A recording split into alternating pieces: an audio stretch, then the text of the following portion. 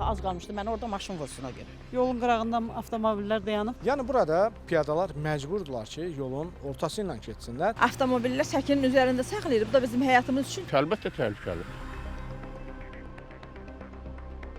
Təbəə rayonu Ömər Faiq Neymanzadə küçəsidir. Burada səkilərin üzərində avtomobillər saxladığına görə piyadalar məcburdur ki, yolun hərəkət hissəsinə keçirlər. Bu da onların həyatı üçün təhlükəlidir. Territuarı zanit eləyiblər, yolu keçib getməyə olmur. İndi mənim uşağım yoxdur. Cəmaət uşağını güclə aparır, gətirir bu yolu. Az qalmışdı, mən orada maşın vursun o gün. Burada maşın əlindən yol gedib gəlmək olmur. Mümkün deyil yəni. Keçid yolu yox, bir şey yox. Yolun qırağında avtomobillər dayanıb, keçmək, getmək qeyri-mümkündür. Uşaqla da əlbəttə ki, çox təhlükəlidir. Yolla hərəkət edəndə uşağı çalışın, yol tərəfdə, özünüz yol tərəfdə olun, uşaq amma yoldan kənarda olsun.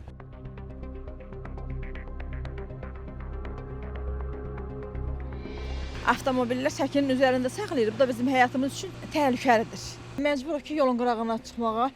Elə bir ki, qırağında da maşınlar dayanır. Yolu hardan keçir? Yol maşın keçir buradan. Bəli, əlbəttə təhlükəli. Hələ səkini tikirlər də, hələ səkinin üstünü tikirlər. Qabaq belə şey yoxdur. Mən 78-dən yaşayıram.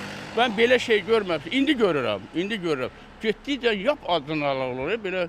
Valla fikir vermirlər ki, bu tələbələr cəmaatın gedən maşının üstünə çıxır adam gedəndə. Nasıl maşın vuracaq da. Məsələ ilə bağlı Bakı şəhər Dövlət Yol Polisi İdarəsindən isə bildirildi ki, sözügedən ərazidə qısa zamanda tədbirlər görüləcək. Belə hal aşkarlandığı təqdirdə həmin sürücülər barəsində Azərbaycan Respublikası İnzibati Xətalar Məcəlləsinin 346.9-cu maddəsinə əsasən 2 cərimə bağlı 60 manat məbləğində cərimə tətbiq olunur. Bir daha sürücülərdən xahiş edirik ki, qaydalara ciddi şəkildə riayət etsinlər, əks halda barələrində qanuna müvafiq tədbirlər həyata keçiriləcək.